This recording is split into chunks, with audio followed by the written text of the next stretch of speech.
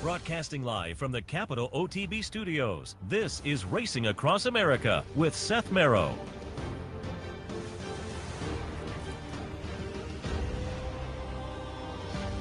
Good morning. Welcome to Racing Across America on this Saturday morning. As noted during the handicappers report earlier, a fun Saturday of racing with stakes action across the country. We'll be joined a little later by Ellis Star from Equibase. He took a look at some of the Santa Anita stakes, so we'll cover some of that a little bit later on. But I also noted during the handicappers report, stay tuned, top of the hour, our friend Joe Kristufek. You see him in the paddock down at Churchill doing the pregame and the pre-race commentary, and I thought we'd reach out to him to get some of the closing weekend stakes action thoughts. Joe, good morning. Good morning, Seth. I thought after you had Scott on for Downs After Dark, I might be out of the rotation, but it's great to be back. I said to Scott, happy to have him on because I enjoy watching, as I said to you many times, watching you guys down there pregame and in the paddock commentary as well, and I think you guys do a great job. So it was fun to have Scott on for the first time and gave out some good opinions as well, but you always do a great job, so we're happy to have you here. And I mentioned to Scott, and when I mentioned it, as soon as he said why, I thought, oh, of course. But I noted that you guys don't have the nice paddock backdrop behind you, but that's because there's crazy construction going on down there. The paddock, and I saw the seating on the clubhouse turn seems to be moving along pretty nicely as well. It's amazing how they plan all this stuff out and how it all comes to fruition as smoothly as possible. The balcony that we used to be on is completely gone. It was completely destroyed, eliminated. It's all part of the new paddock construction, which will be unveiled for Kentucky Derby 150. And we're in a room called the Aristides Loft, which outside of Thanksgiving and Derby isn't really utilized all that much. I think the set looks really sharp. A little bit lacking in the human contact that I'm used to, but I try to get out of here a couple times a day, walk around, see some people, see some horses. So getting used to the new surroundings, but I think it looks good on TV. It does look good on TV, very good. And I can relate to the lack of human contact being in my studio most of the year as compared to up in Saratoga, which is very, very different. But it does look good down there. And as I say, you guys do a great job. Let's set things up on the weekend a little bit. First of all, what's your weather look like for today and closing day tomorrow? Man, we've been blessed the entire September meet. We've had a fast track every day. Much of the same today. Beautiful fall temperatures, upper 60s, low 70s. I believe the same for tomorrow closing day. Then there's a few days hiatus before Keeneland opens up next weekend. Looking forward to that. Obviously, the march towards the Breeders' Cup with a lot of Breeders' Cup winning your in races across the country today, including the ACAC here at Churchill, which we'll talk about in a moment. Winning your in for the Breeders' Cup Dirt Mile. And you have a closing date tomorrow. Seth, there'll be a force out in all of our pools, mandatory payoffs. We got a Derby City 6 carryover pool today of about $25,000 and mandatory payoff on that tomorrow. You guys are always touting the Derby City 6, and for folks who maybe don't play that a lot around here, give that a little push again because you guys are always talking about really one of the better jackpot bets. I mean, all you got to do is look at the graphic that we come up with every day, showing you the sequence of winners and what it paid, because it's a 20-cent minimum wager with the 15% takeout. And I'm not a big fan of jackpot wagers, but the way it's done here, if nobody has a perfect ticket, it's a full carryover. If multiple winners hit, then 90% gets paid back, which with the 15% carryover certainly makes it worth your while. 10% gets carried over. So I really love the provisions. I'm not a fan of jackpot wagers. I honestly think this is the only one in racing worth playing on a day-to-day basis, particularly with that 20-cent minimum. So $25,000 in the carryover pool today, mandatory payout, like I said, tomorrow. But that 20-cent minimum set, especially if you can get a single or two in the sequence, you can get a lot of coverage for, $50, $100, and I've seen people hit it on $12, $18 tickets sometimes. So, yeah, big fan of the wager. Yeah, at the 20 cents you can get in, and you don't have to be a whale, but you can still have some nice coverage at that mark. So people should keep that in mind. Also, I pulled up the stats as we are coming into the final weekend. Thought it'd be interesting to talk on the human side. On the trainer side, Brad Cox with a little bit of a lead, 9 wins over Ken McPeak and Tommy Amos. They each have 6, so there's a 3-win lead there. But over on the jock side, the last couple of days could be interesting. Tyler Gaffleone gets back to Kentucky, and as he always does very well. He's got 10, but Flojo, Florent Giroux, also with 10, and Edgar Morales sitting with 9. There's also a couple of jocks with 8, so jocks battle's going to come right down to this last couple of days. That's always fun. Yeah, no doubt, and it's a short September meet here, and Tyler's lost 2 days due to suspension for the HISA whip rule violation. So that's cost them probably a few winners, but Edgar Morales has been the breakout jockey this meet, teaming up with Tom Amos for, I think, all of his winners at the current stand, and he's riding in great form. He's won a couple of stake races at the meet. You know, he's a rider to watch moving forward. He did really well when he had the bug. Then he kind of evened out when he became a journeyman. But when you can ride first call for Tom Amos, not only going to do damage here in Kentucky, also Indiana Grand when he rides there sparingly, and the upcoming Fairgrounds meet, Edgar should be a major force as well. And I'll also mention, it was a couple of days ago, and I mentioned it because I really like the first-time starter. Rusty Arnold gets a career milestone victory down at Churchill, a Churchill-based milestone. Yeah, 400 wins at one track for a trainer is a lot.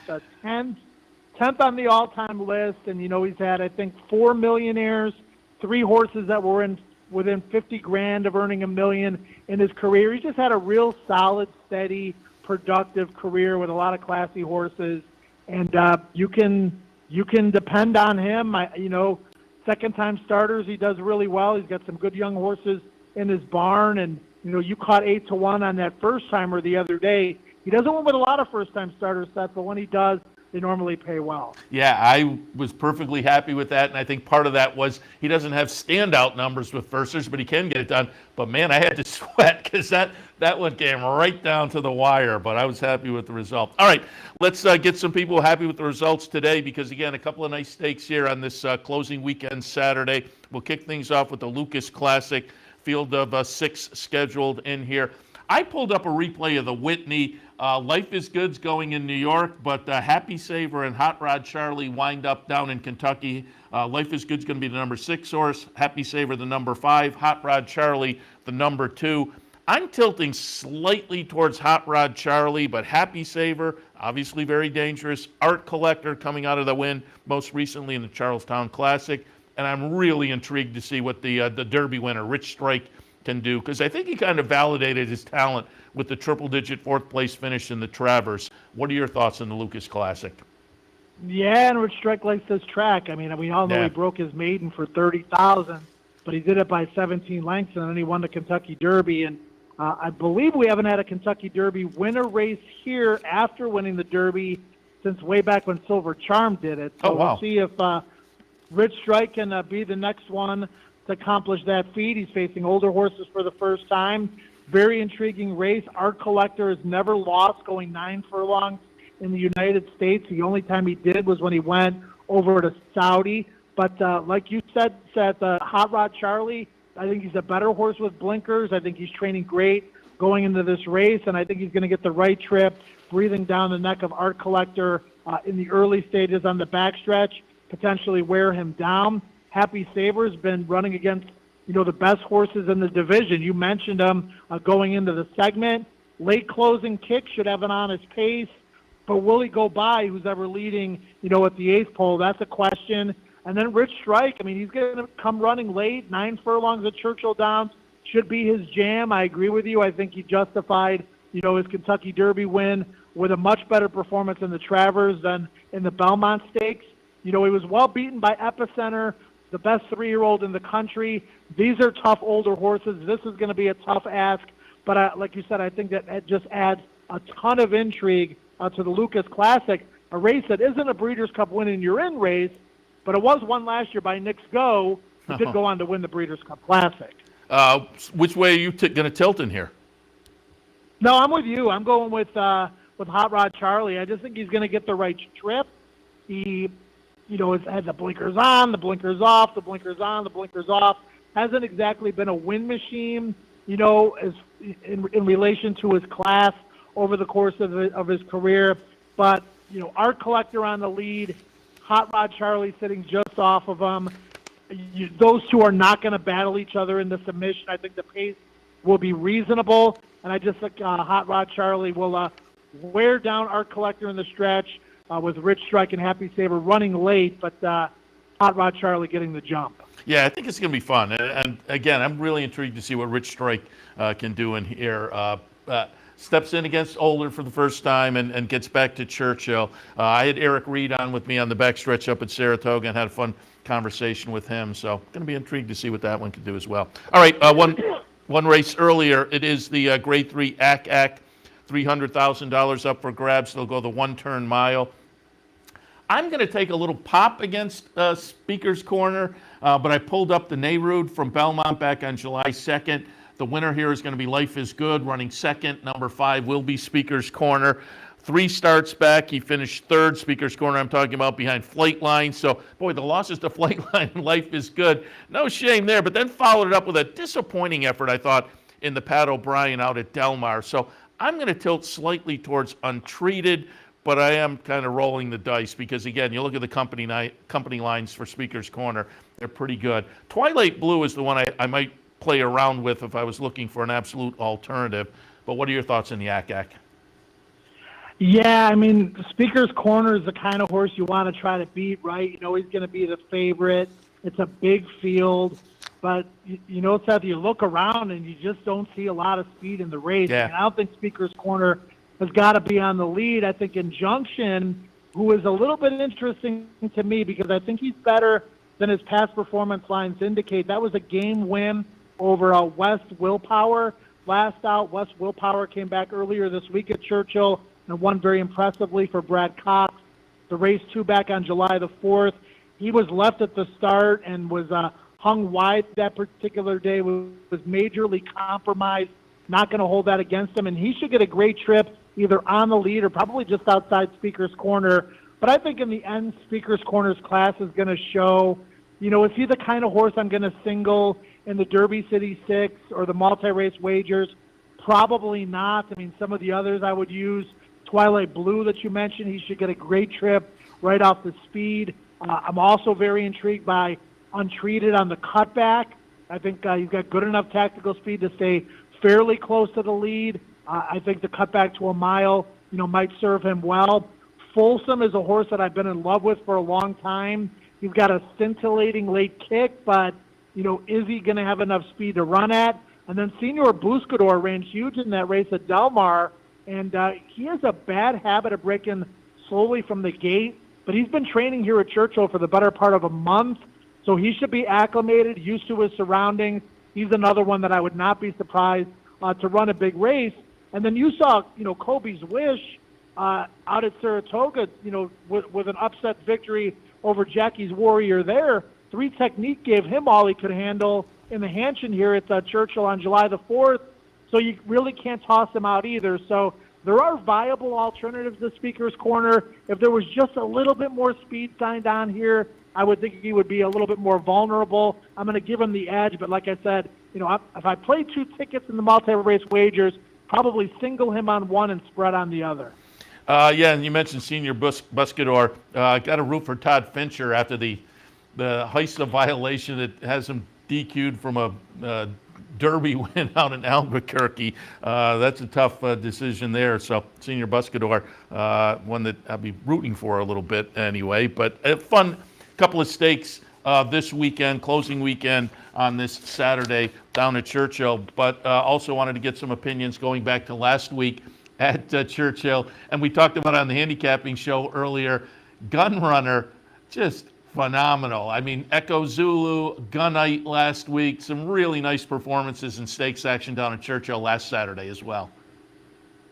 Yeah, when you talk to Steve Asmussen, he has a lot of the Gun Runners, and, I know he's extremely happy about that, but he's also super proud of that horse becoming the stallion that he's become. He's the second coming of Into Mischief. that's basically what we're looking at. I mean, this is no fluke as a second crop stallion to have all that productivity that he has had in the last couple of years with his 2-year-olds, now his 3-year-olds.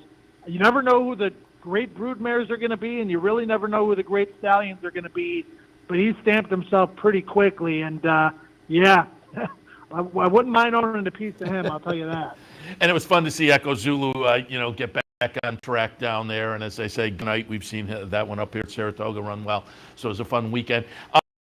And also, you have any thoughts on the Pennsylvania Derby? And to me, that win makes the 3-year-old picture kind of interesting. It adds some intrigue now, maybe to the Breeders' Cup Classic that already had enough intrigue. We'll see, Flightline and maybe some up-and-coming 3-year-olds and some horses coming out of this weekend. But I thought Taba's performance, as I say, added a little spice to the end of the year. Yeah, for sure. I mean, I've been a huge Epicenter fan since, watching him develop over the winter at Fairgrounds. I still think he's the best 3-year-old in the country. I would love to see him give Flightline a run for his money in the Breeders' Cup Classic. Like you said, if all the stars align, Seth, and all these horses actually do run in that race, you would think, Flightline's going to be a heavy favorite, but man, he's got some good horses. Olympiad's a really good horse. We'll see what Life is Good does today and moving forward. It's a really, really good division. It could be one of the better Breeders' Cup Classics we've seen in a long time. I thought Taba's performance was great, but I'm squarely on the Epicenter bandwagon. Yeah, I mean, at this point, clearly Epicenter is the leader in the class, but the win last week made it kind of intriguing, certainly, going into the last part of the year here in the Breeders' Cup Classic. Joe, before we let you go, always like to talk about your Brilliant Horse Racing partnership, and people can always go visit the website, brillianthorseracing.com, to learn more. But I've been following, you had a horse run yesterday at Churchill. You can talk a little bit about that, but also looking at your Twitter feed for Brilliant Horse Racing, I see you were active at the recent sales as well. Yeah, we finally started a horse for Brilliant Racing 4 because we started doing yearlings, and we like to take our time with our babies. We had Don't Let Go debut for Michelle Lovell yesterday. We knew going into the race at 7 furlongs was going to be way too sharp for him. He broke out of the gate fine, but then he got pinched back and got a bunch of dirt in his face. He was last on the turn for home, and Gabe took him 7-8 wide. He passed a couple horses late, galloped out well. I mean, Michelle Lovell thinks that he might be a 9 furlong, 1.5-mile horse as he, continues to grow and mature. She said he didn't even get tired. We knew it was a starting point, a great way for him to learn some lessons in an actual race. So look forward to Don't Let Go stretching out in the near future. And then Brilliant 5, we bought 3 horses. We named the Louisiana bred that we bought after John G. Dooley, the track announcer. We named the horse the Dual Guru, and that horse will be, we had a plan to buy a Louisiana bred. There was a Louisiana bred that the Foley's had named the Rougarou that John Dooley really liked, so we decided to buy a horse and name him the Dual Guru. So that horse will be in Louisiana to undertake the next step of the learning process. We bought a half-brother to White Abario by Lord Nelson in a partnership with a couple of others. And then we bought a Blame colt that we really like as well. So super exciting. We love the yearling sales. We love the journey, the development, and just crossing our fingers that, we get a good 1, 2, or 3 out of this new batch of horses. Yeah, and I saw that you're partnering up with West Point on at least one of them. Yeah, we partnered up with West Point on the Louisiana bred, and we have a 2-year-old in training with Greg Foley right now by the name of Big Sur that West Point is in. They bought into Obesos with the Foleys and had a really good experience. And Jeff Lifton and Travis Foley get along really well. So, yeah, we partnered on a couple horses with them over the course of the last couple of sales. And, Seth, when we do this, it allows us with our smaller budget to buy into better horses, have smaller bills to pay moving forward. If we get a good amount of the controlling interest, that's basically what we're looking for. And, we operate really well with Travis and Greg Foley and Michelle Lovell as our trainers. So you live and you learn over time, and we're happy with the direction we're pointed in. Yeah, we had Greg on with us up in Saratoga last year. We had Michelle this year after she had the nice stakes win up at Saratoga. Both great, and so happy to see you teamed up with them and having success. And once again, I'll mention the website, brillianthorseracing.com, because visiting that and looking at Twitter yesterday, you have some openings available. And I know a lot of local folks have been involved over the past few years, but if folks are looking maybe to explore partnerships, they should visit the website. And I'm guessing the contact information on there is the way to go? Yeah, the Brilliant 5 partnership, and we have bought these horses until we reconcile everything and come up with our total amount. Like, we're still technically open, so anybody that would want to get in needs to do so like yesterday. I mean, contact me immediately. We still might be able to fit you in. But, yeah, the next partnership will be Brilliant Partnership 6, and that won't be, until next summer when we open that one up. Okay, but people, again, brillianthorseracing.com for more information. Joe, as always, appreciate the visit. Good luck to you and everybody this afternoon and tomorrow on closing day. We'll talk again. Yep, awesome. Sounds good. Enjoy a fantastic weekend of racing. A lot of Breeders' Cup winning your ends, and great time of year in horse racing and sports in general. Super excited as we move out of summer and into the fall. Absolutely. Joe, always appreciate it. Joe Kristufek from Churchill Downs. All right, we will head to another break. When we come back, maybe some news and notes or Ellis Star. I got a text from Ellis that he may be running a couple of minutes late, but I'll check with him during the break. So we'll see. We'll have Ellis on, but we'll see. We'll do some news and notes perhaps, or Ellis coming back after the break. We'll talk some Santa Anita with Ellis in a few, one way or the other. But stay tuned. Racing Across America continues. Capital OTB is now streaming live on Roku. The RTN Racing channel on Roku lets you watch OTB TV live through your Roku device or your Amazon Fire Stick, rather than being limited to computers and mobile devices, which means you can now watch OTB live wherever you are. Simply open Roku, scroll to find the RTN channel, then click on OTB TV. OTB TV on Roku.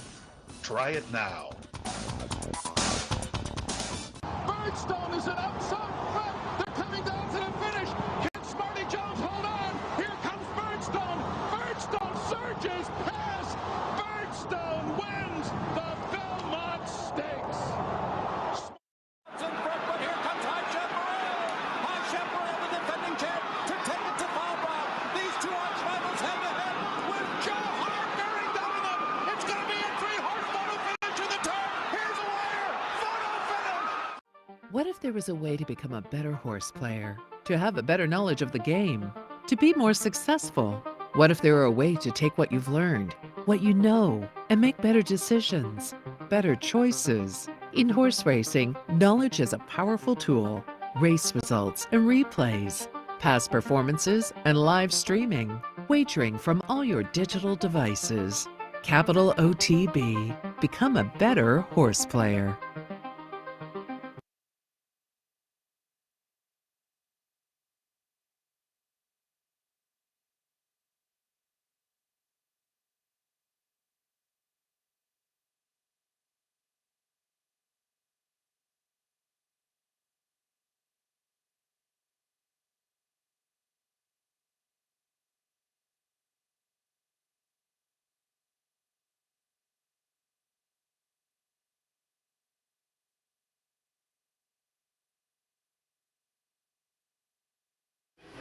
Welcome back to Racing Across America. Always happy to be joined by our friend Ellis Starr. You can find his work at Equibase and beyond. And I'm thinking, as we were talking in the break there, Ellis, I'm thinking this is the first time we've talked to you since before we were up at Saratoga. So how was your summer? Welcome to Ellis Starr, and how was your summer? I don't know. Was there a summer? It went by pretty quick. The weather was certainly nice. Yeah, great racing all summer, and great handle and attendance at Saratoga and Del Mar, and racing is dead, as everybody likes to say. We're just doing great. It was fantastic. It's been a great. You mentioned that, and I'm sure you can appreciate it as well. I've mentioned it a little bit here on the show over the past few weeks, but it's probably worth mentioning again. You talk about Saratoga and Del Mar and whatnot. But a lot of what you would consider B and C venues were coming out. For Assiniboia the other day wrapped up their meet, and they had a crazy meet. And it seemed like all summer long, as I say, these other tracks that would be kind of B and C level were announcing handle figures that just said, "Oh, racing is having a pretty good year." Yeah, there was all the concern about the pandemic when a lot of sports bettors had nothing to do in transition, whether they'd stay or not, and there's no way to prove that. And there's some threads on Twitter. I'm a person, I get down a rabbit hole here, but I hate generalizations. And people say racing's extinct, they're going to go extinct, and it's killing off people. And nothing could be farther from the truth. And, it's just so great to see things as good as they are. Now, maybe we are transitioning to more big days in racing. Certainly the big days at Saratoga, at Churchill, at Del Mar, of course, in Keeneland coming up. Belmont today, for example, and next week with the Breeders' Cup winning your in races are very significant. But overall, whatever it is, people are gravitating towards racing enough that it's very healthy. Yeah, no question about it. I mean, what the handle at Saratoga this year, $850 million, and another very successful Kentucky Downs meet. Oh, I got to ask, do you visit Kentucky Downs when they're open? I went down there for their big day. It was a pleasure. It was unbelievable. It was better. I haven't been in 2 years, but been almost every year for the last 15, and the place was packed. They're starting to build a hotel. They have a giant outdoor venue, and not cheap, like $100 to $150 with all food and drink included. They have a chalet, a beautiful glass chalet for 200-300 people. Mark Falcone and Ron Winchell are horsemen, and they understand the hospitality experience, and everything was first rate, for the track the way it is, and the racing that day was phenomenal. They don't take attendance because they really don't charge, except I think for reserved seating.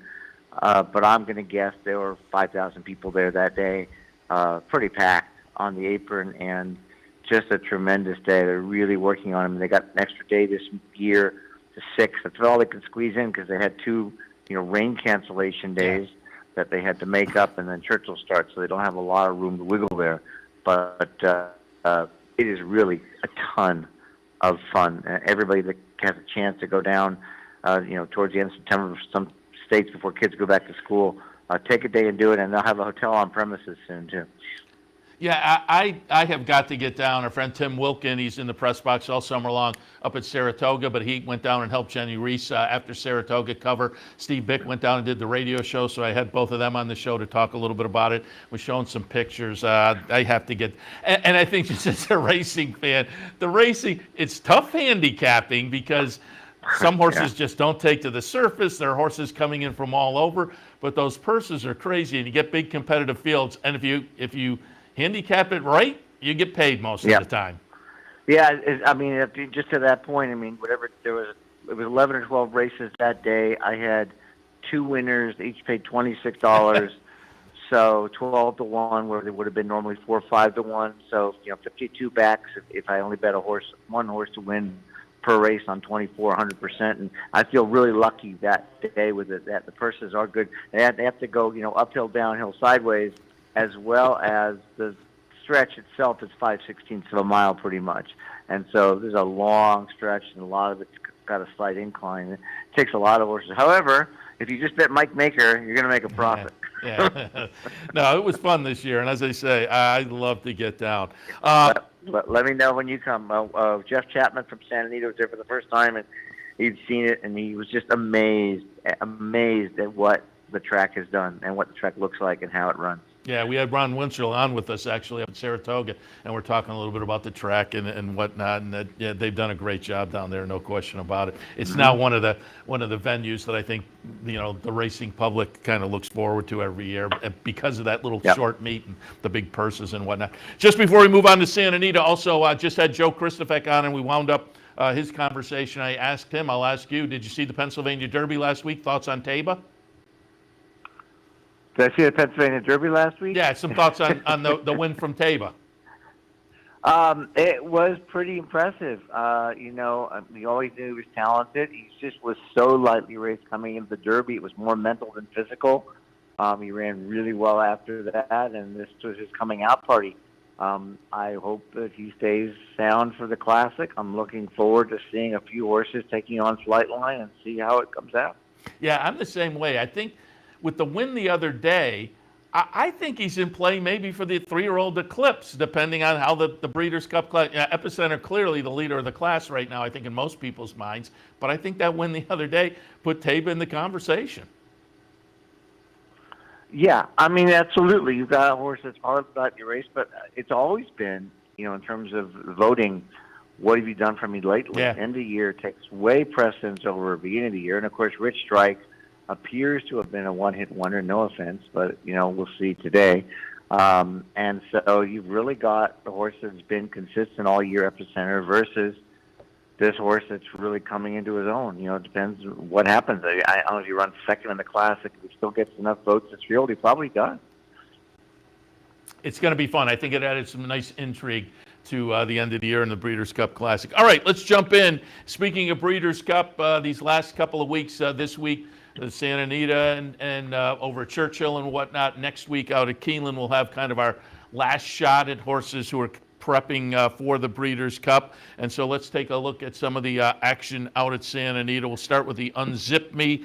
They're going to run 6.5 on that downhill turf course. I pulled up a replay going back to the middle of August at Del Mar. Number 4 is going to be Brandon's My Lawyer. He's the horse that intrigues me in here at 8-1 off of this win at Del Mar. But Delmona, I thought was interesting. Last seen right up here at Saratoga, goes into the back into the Jeff Mullins barn. Connie Swingle off the win at Del Mar. Tezzeret, I thought could be interesting in the third start of the year at 12-1. But what are your thoughts on the Unzip Me? Yeah, I know you're busy prepping for your show, but you must have looked at one of my blogs. Brandon's My Lawyer is my top pick. When I saw the 8-1, I had it down to Brandon's My Lawyer, Connie Swingle, and Pammy's Ready.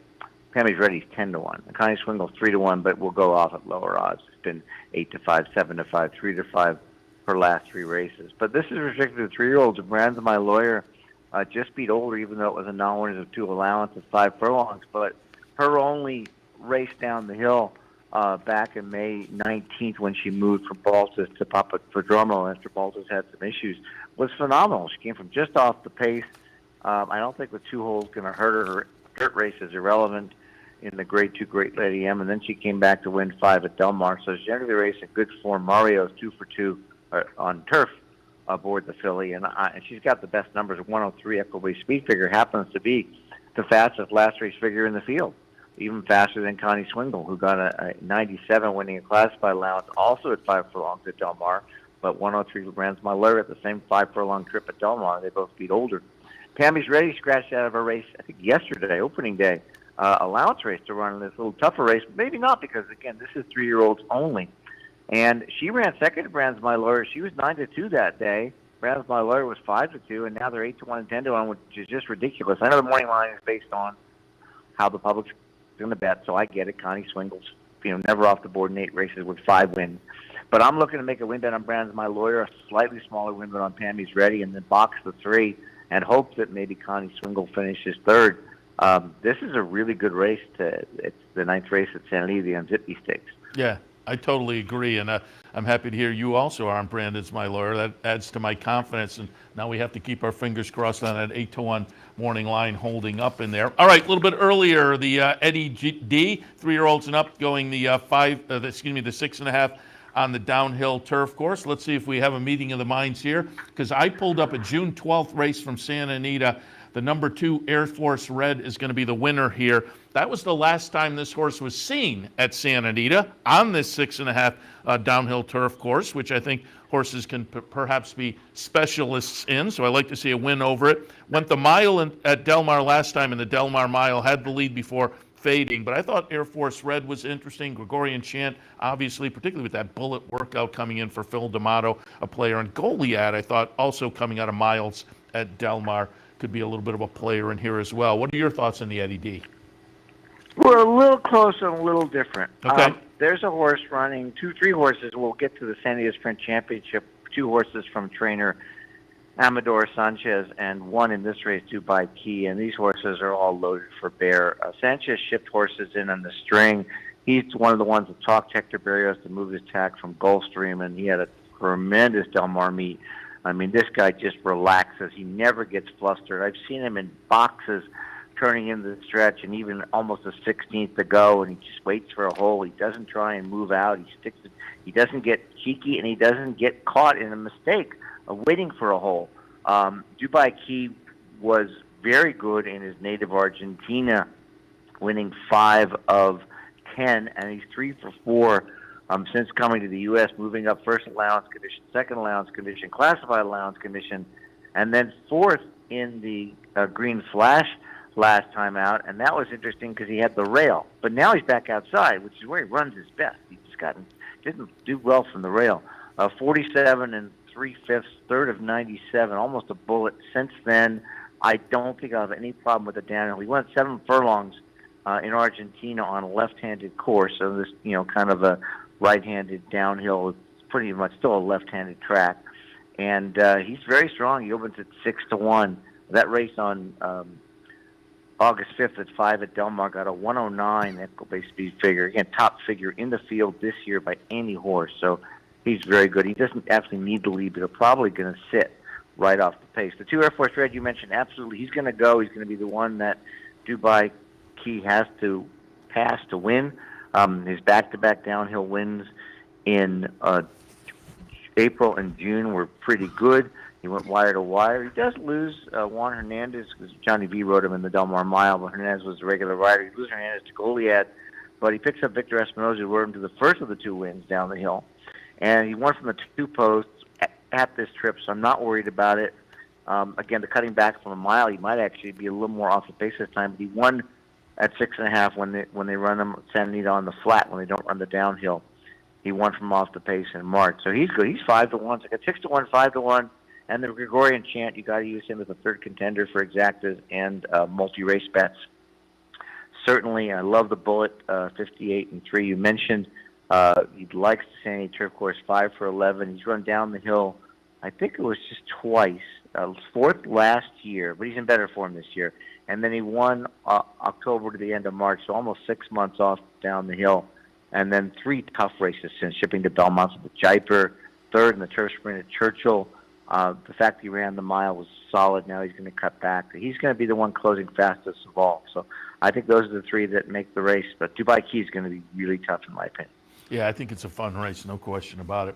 All right, and let's move on a little earlier to, as you mentioned a moment ago, the Santa Anita Sprint Championship. And in here, I went back and showed actually a 3rd place finish at Del Mar on August 27th.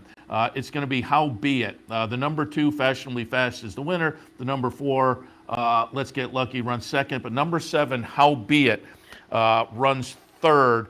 I'm wondering if this close-up, it's a neck margin. I'm wondering if this close-up kind of closing 3rd place finish bodes well for this afternoon in a race with a lot of speed to shoot at, I think, or enough speed to shoot at, let's put it that way, that maybe How Be It can do what he did in this race we just looked at and kind of stalk a little bit behind the speed and maybe make a little bit of a late run. CZ Rocket, boy, the 8-year-old millionaire, always intriguing. Forbidden Kingdom steps up against older company this afternoon. That may be a little bit of an obstacle. Kid Corleone, lightly raced, but another 3-year-old that I think is intriguing. Your thoughts on the Sprint Championship?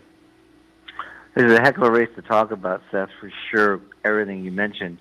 My concern with How Be It, not only was he a claimer, but the fact is the 2 times he ran in graded stakes, last year the Pat O'Brien, last August at Del Mar, off a big win, and he just ran horribly. Yeah. And then this year, the Bing Crosby. I don't think he's graded stakes caliber, but at 8-1, I'm not going to talk you off in one bit. But I am going to talk to you and people off both favorites. I do not like Forbidden Kingdom and CZ Rocket. CZ Rocket's an 8-year-old now. He's won 3 of his last 10. He's not the same horse he was as a 5- and 6-year-old when he was winning these races.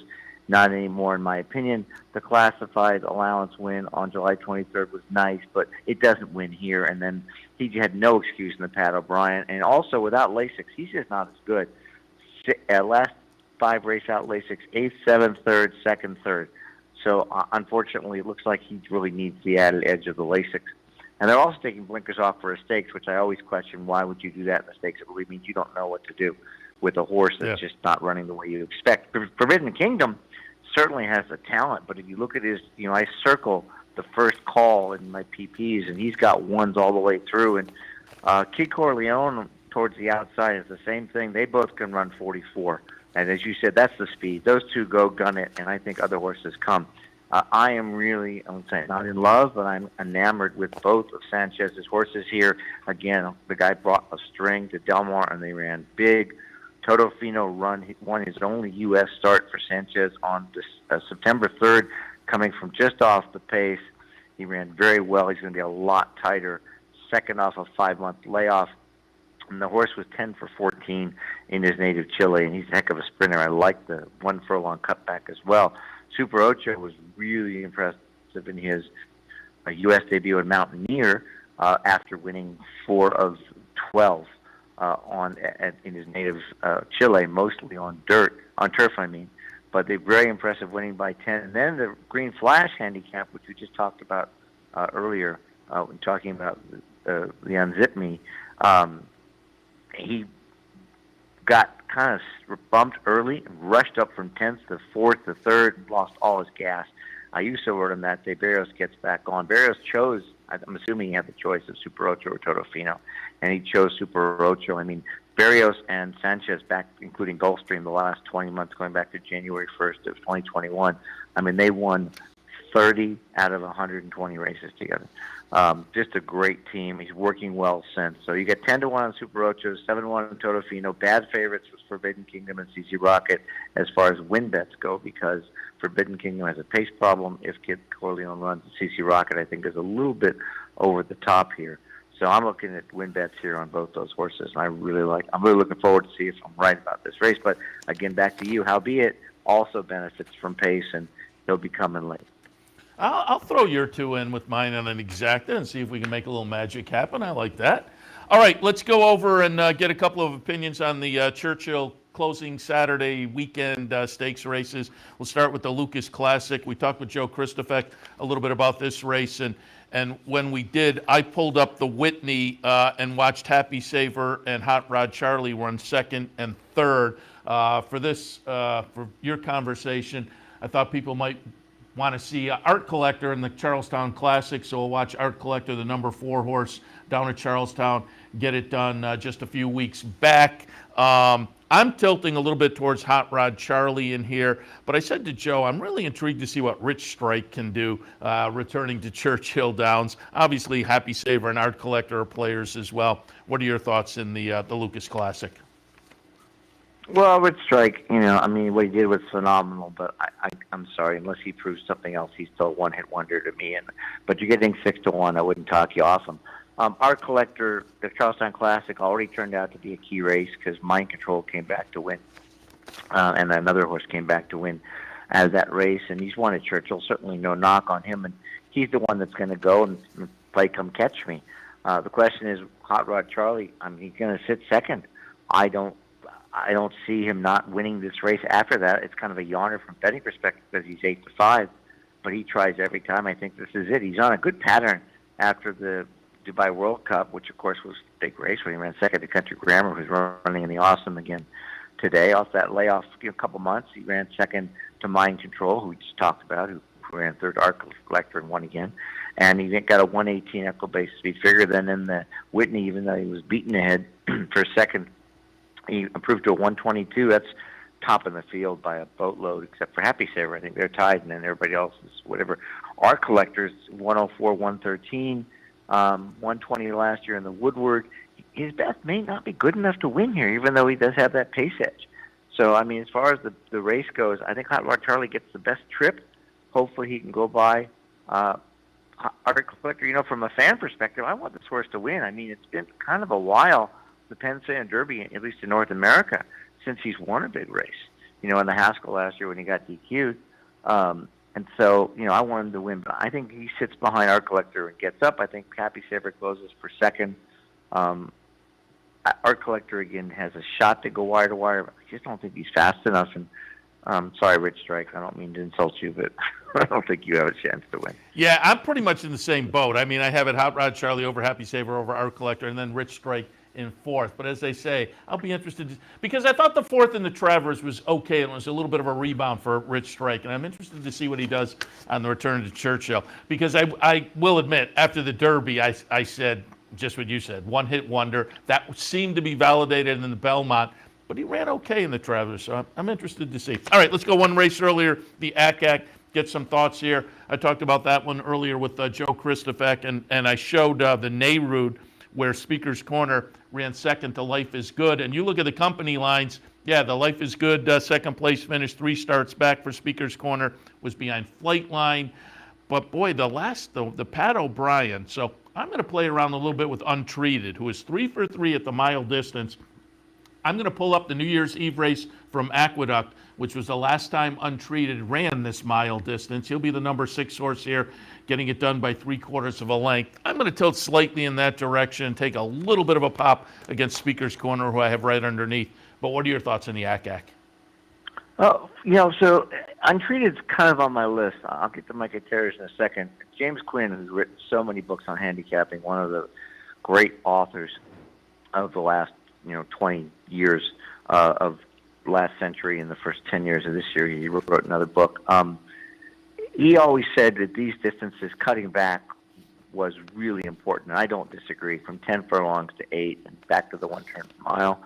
I just don't know, again, in this field that he gets it. I will say Speaker's Corner, similar to, you got the same issue we talked about with Happy Saver, where you see Olympiad, Flightline, Life is Good, and they're not in the race. Oh, he's going to win. Speaker's Corner, you see Flightline, Life is Good. Oh, he's going to win. Then, of course, you have to decide about the Pat O'Brien. But I don't like even money. I don't like the rail.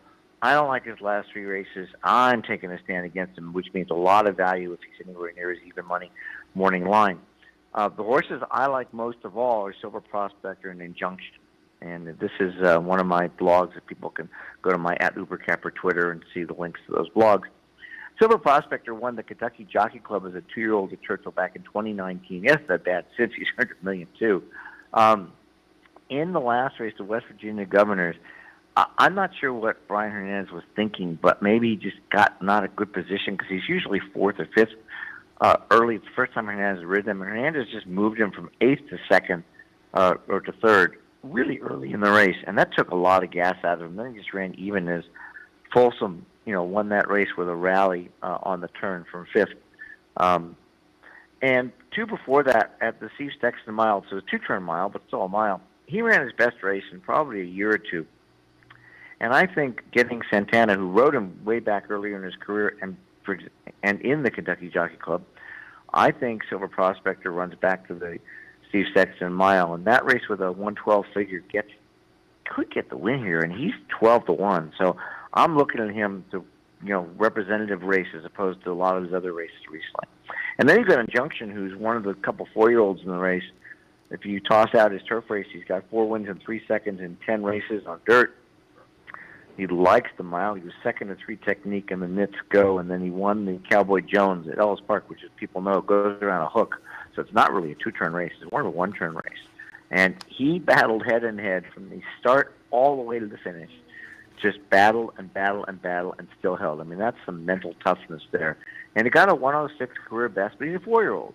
He was actually entered, we talked about Kentucky Downs earlier, Injunction was entered in the Million Stakes on the grass. And he had run on the grass once before, not run well. And I like the fact that Carlo Vaccarezza scratched him to go in this race. Side note, by the way, if you ever go to Lexington, Carlo Vaccarezza has an Italian and French restaurant. I'm not plugging him, but they're really good. And I think he has one in Florida as well. So besides being a horseman, who had Little Mike, of course, and many others, he's a great restaurateur. So Injunction, just coming off that race, I think he's had enough time off, almost 2 months.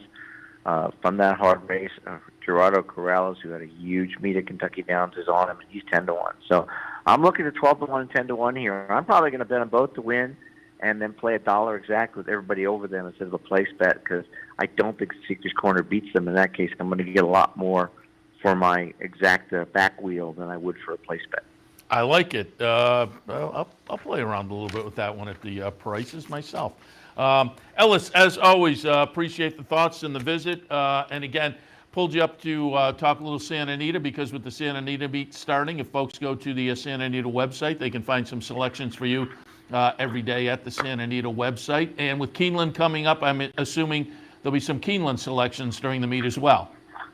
Yep, I'm doing daily selections for Keeneland for one race of the day. I call it Santa Anita, Woodbine, and then if you follow me at Overcapper on Twitter, there are some blogs covering, for example, the 3 we just talked about, Santa Anita in writing, and also the TACAC. So yeah, keep them busy with some tracks that are happy to support what I have to say.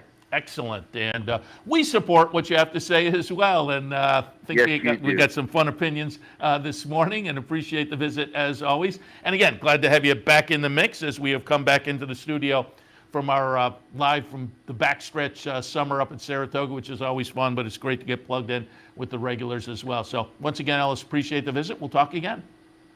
Thanks for having me. I'm ready to go make a lot of money today. I sure hope so. Appreciate it. Ellis Star, as I say, you can find his work at Equibase and beyond, and check out his Twitter feed as well at Ubercapper. All right, I'm going to keep rolling here because we're getting close to the top of the hour, and I got a couple of replays that I wanted to show. And, you know, one is kind of unfortunate and one's kind of fun. We'll look at the results of the Oklahoma Derby from last Sunday. But before we do that, Twitter was ablaze yesterday with kind of a little controversy over in Europe as one of the top riders over there, Christophe Soumillon. Boy, they don't waste any time. It was a Group 3, I believe, Group 3 race yesterday in France. And Soumillon, we'll have the replay here. You're going to look in the back of the pack, and Soumillon, we picked it up just as it was happening. Soumillon comes over, and he elbows the jockey net. You can see it. Oh, he gives him, and the jock falls off, and you can see tumbles there.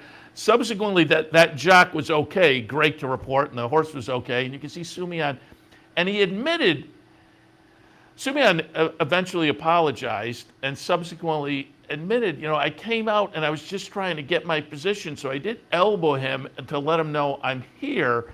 And subsequently, the horse moved, and he explained it like, and you would have to think and hope he didn't mean for that to happen. But as I say, stewards don't kid around. They act quickly over there.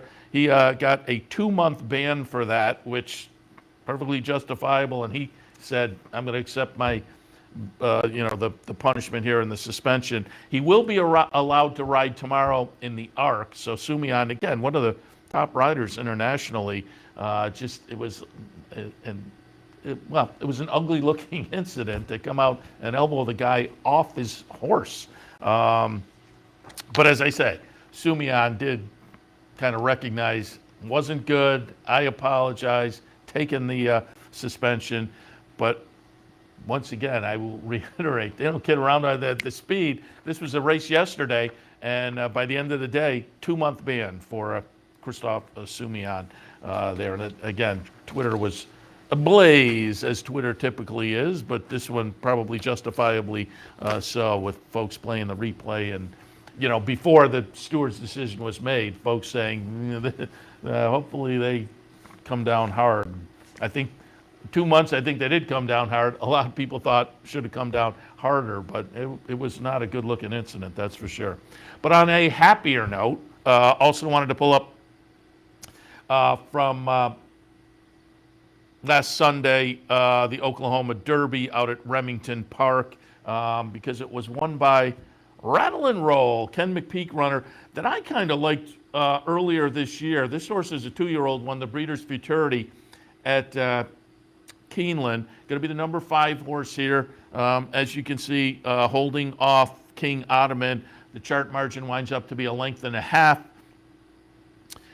Didn't go off as the favorite. Best Actor went off as the favorite for Brad Cox and Gary and Mary West. Best Actor had been 3 for 4, including a win in the Smarty Jones at Parks, which is typically kind of a prep for the Pennsylvania Derby. Maybe they looked at that field and thought, you know, hey, we'll take our shot for the 400K in Oklahoma instead. But Best Actor winds up no better than third as the even money favorite. Rattle and Roll goes off as the second choice. And again, as I said, I had kind of liked this horse early in the career, won the Breeders' Futurity, but subsequently came back in the Fountain of Youth and ran sixth. The Louisiana Derby fourth. The Bluegrass ran sixth. And seemed to take a while to get back to that two-year-old form as they were a little more maybe judicious picking their spots. But now has put a couple of derbies together and then another one a little bit earlier, going back to July 2nd at Churchill, won the American Derby.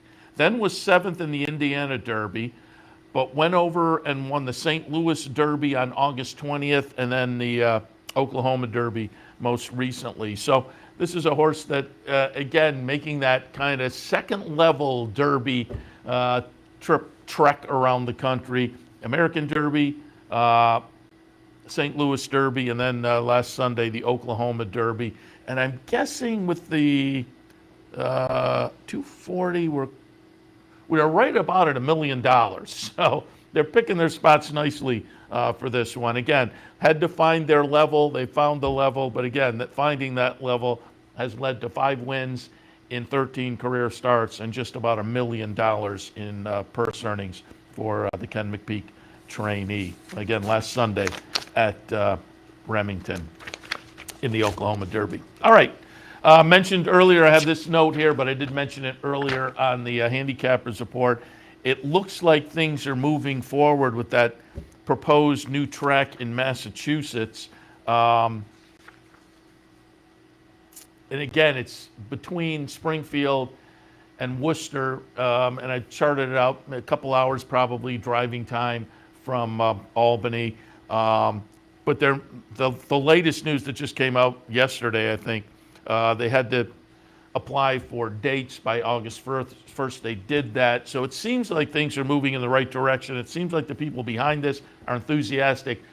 But there isn't a facility, and I don't think they've even secured the rights for the facility as far as getting any permission from the locality involved or whatnot.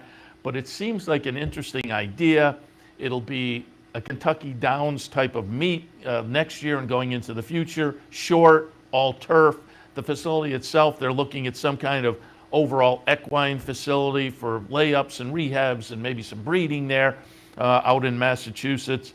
But next year they're looking for 2 days. And it sounds interesting because the 2 days they're looking for next year would be between the end of Saratoga and the opening of Belmont, or Belmont at Aqueduct, which I think is again next fall too.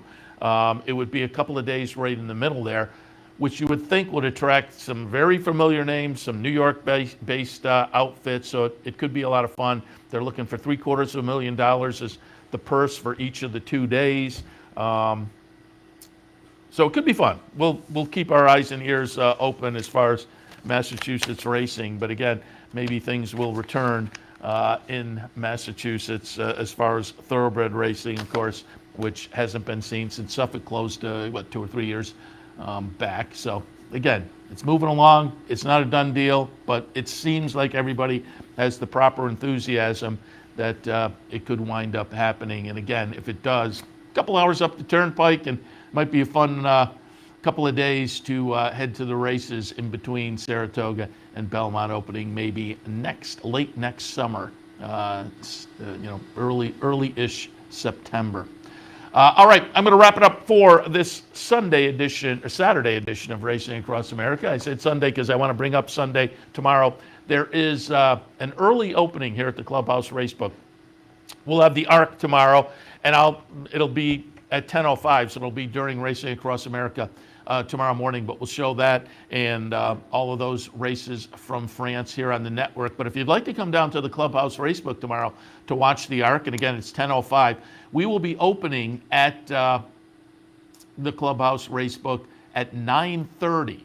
There will be some breakfast available, so you can take advantage of that. But also, Saints and the Vikings, I'm pretty sure it's the Saints and the Vikings. I had it written down. But they have an NFL game over in Europe tomorrow as well that'll kick off in that morning period. So you can come here, watch the ARC, watch some NFL football, And the subsequent stakes races after the ARC, they have another 4 really nice stakes races, typically on the international racing side of things, coming up tomorrow as well. There's a field of 20 scheduled for the ARC, so it should be a really fun betting event.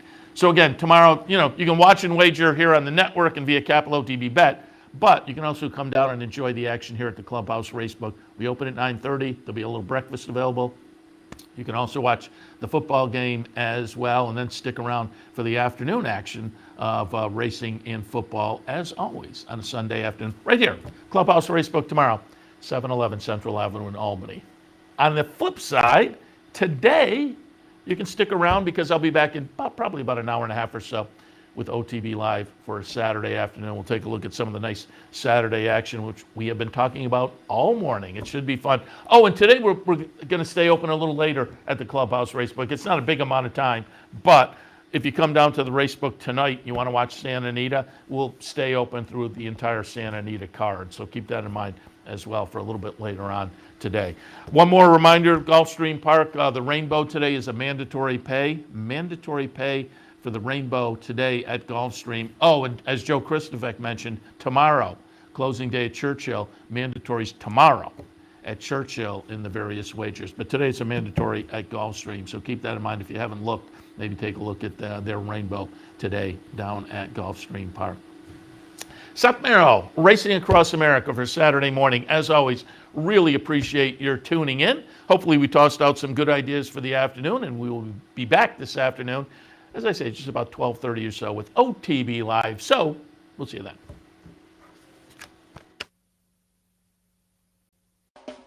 You're watching OTB TV, a service of Capital Off Track Betting.